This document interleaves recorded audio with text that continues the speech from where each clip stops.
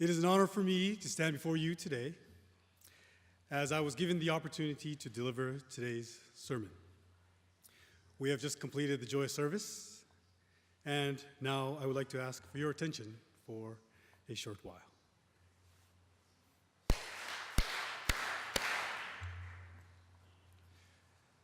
Before I begin, I would actually like to say something to the translators who do this wonderful work month in and month out, year after year, decades after decades.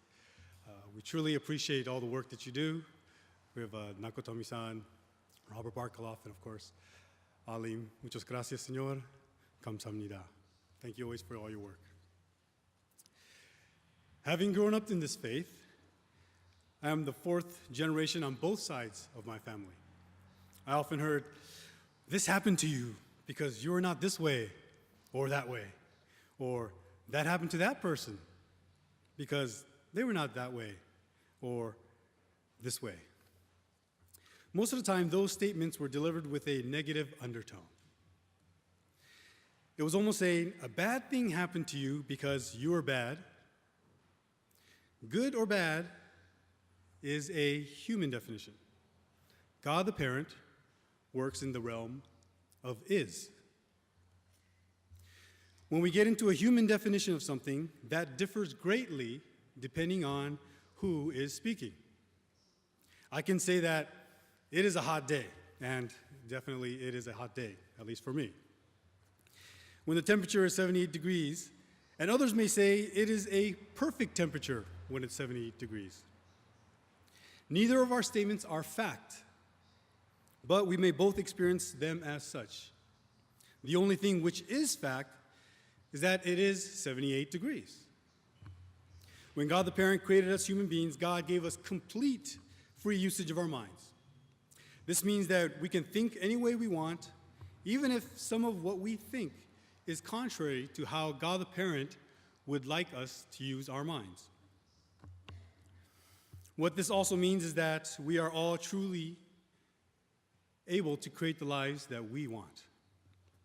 There is no one who does not have this ability. Oyasama taught us that we plant seeds with our minds.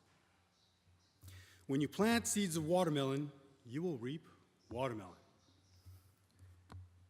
There is no way that you will get strawberries when you plant seeds of watermelon.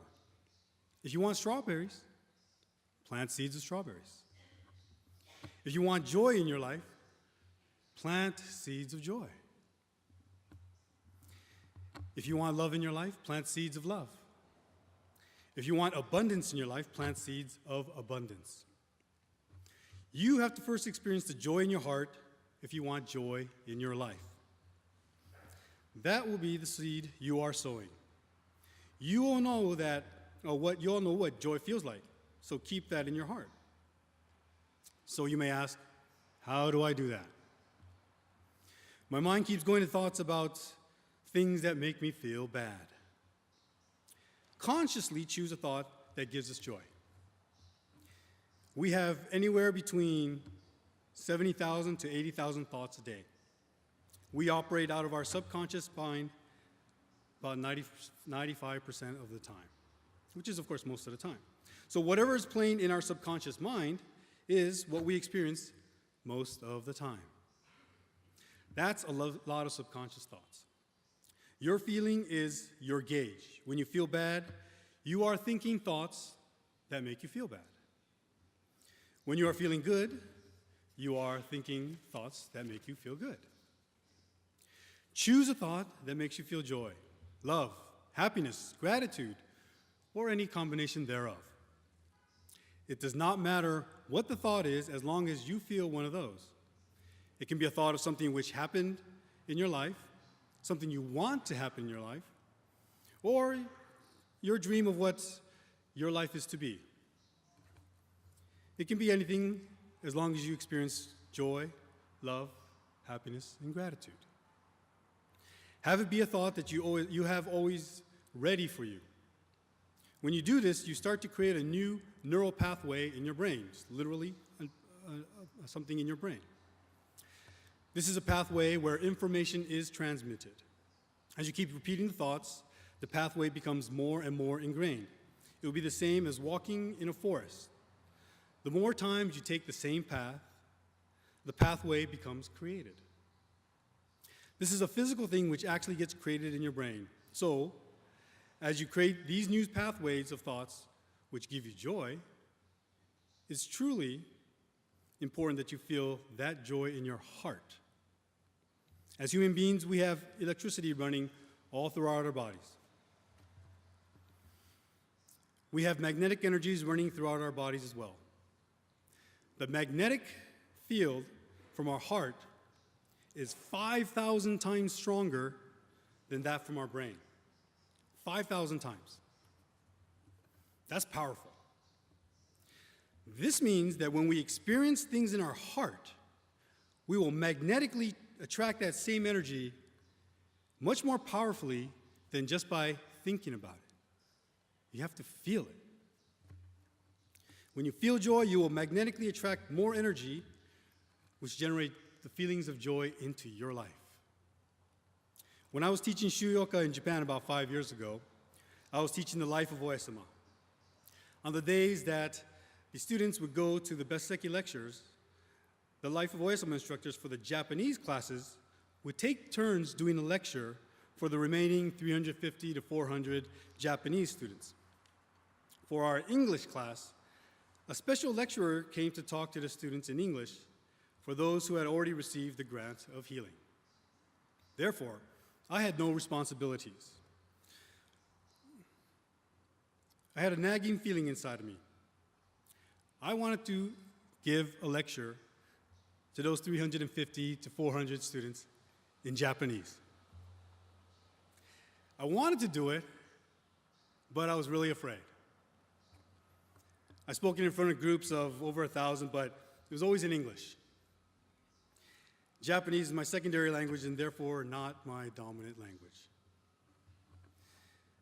What if I run out of words? What if I don't know what to say? What if I say the wrong things? What if I just get stuck? These thoughts kept coming into my mind. Every time I thought about it, I got excited initially about doing it, but those thoughts of fear often came back. However, the thoughts of doing that lecture still nagged at me, and I really wanted to challenge myself. And as you know, Shuyoka is a 3-month program. It took me until about the middle of the last month to finally get enough courage to inquire about it. I was immediately told that I could do it anytime I wished. The other instructors were assigned lecture spots, and they were more than happy to give me their slots. In fact, each one of them tried to give me their slots. There was no way I was going to do that many. So I took the leap. I knew that if I did not at least give an attempt, that I was going to regret it. However, now I was in big trouble. I made the commitment to give the lecture to hundreds of Japanese people in Japanese. The feeling of fear came across me many, many times. The thoughts were always the same. What if I don't know how to say certain words in Japanese? What if I get stuck in expressing myself? What if I completely make a fool of myself? However, each time such thoughts came into my mind, I interrupted the thought and instead imagined how I wanted it to be. I saw the looks of all the students, their happy faces, of them imagining what a great lecture that I was giving. And at the end, a great round of applause that they were giving me. So I kept doing this over and over to interrupt the thoughts of what I did not want. When I actually took my first step onto the dais, to the stage, my fear disappeared. I believe that God the Parent and Oe-sama took away my fears. I somehow got through it, and when I finished after about 45 minutes, the students gave me a huge applause, one that was even bigger than I had imagined. We all do this with our minds, all the time. That is why our life generally turns out the same each time. We have over 70,000 thoughts a day, and 95% of them are from the subconscious mind. Whatever conversation is running through your subconscious mind creates your life. If I had let just those subconscious thoughts of fear run my life, then I might have made a fool of myself. I might have gotten stuck. It might have looked bad. However, here's the great thing about it. Only you and God have the power to change your thoughts. Even if the person who loves you the most tells you to think a certain way, and sometimes they do, they cannot force you to think that way. There was a drug study conducted on severely depressed people. Half the people were given an experimental drug, and the other half were given placebos. During the study, one of the patients had a huge fight with his girlfriend and was very upset. He took the bottle of pills, read the side effects, and ingested all of the pills. He fell to the floor, started having convulsions, and started to experience the pains of all the side effects. He was rushed to the hospital, but the doctors did not know what drug he was on, so they had to wait until the doctor who was in charge of the study arrived. In the meantime, the patient was having all the side effects of the experimental drug. When the doctor finally arrived, he told the attending doctors that the patient had been taking the placebo. So obviously, they should have no effect. When the patient was told that he took a whole bottle of placebos, basically sugar pills, the side effects stopped immediately. Our bodies listen to what we believe. This is why it is very important to truly choose the thoughts we want. When we pray for the thoughts of someone, there is a difference in the image when we say, please make John Doe healthy, versus thank you for giving John Doe his perfect health. In the first thought, there's a feeling of plea and maybe even depression. In the second thought, there is the feeling of gratitude and joy. The thoughts we choose create the feelings in our minds, and we plant seeds with our minds. Many of us have thoughts which are not the most empowering. The thoughts may be, I'm not good enough, no one loves me, I always mess things up, I'm not cute enough, or something similar to those. They are not truths, in fact. Or they are not truths or facts, but simply neural pathways you created at some point in your life and then repeated many times over. Of course, you probably have great thoughts too, but we want to get rid of those which do not empower us or the ones we do not like. So, choose a thought you like and want, such as, everything always works out for me.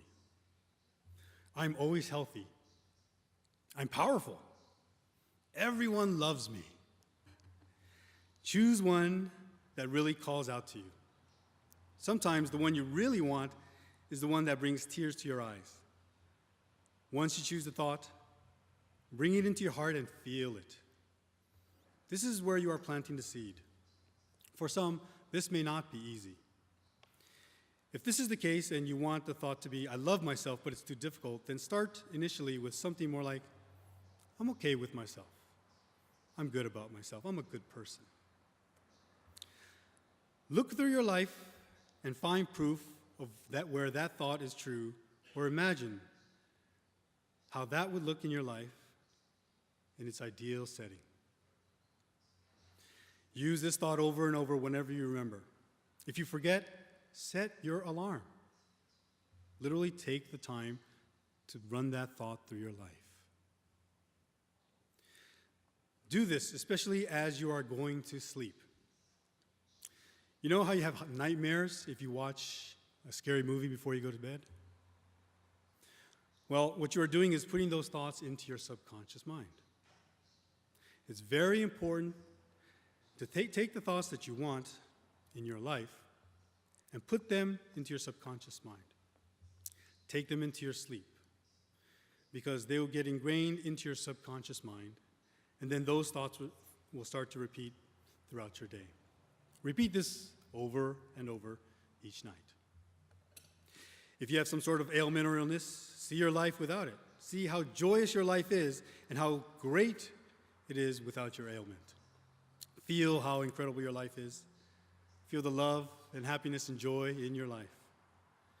Feel how you want your life to be. God the Parent teaches us in the songs for the service.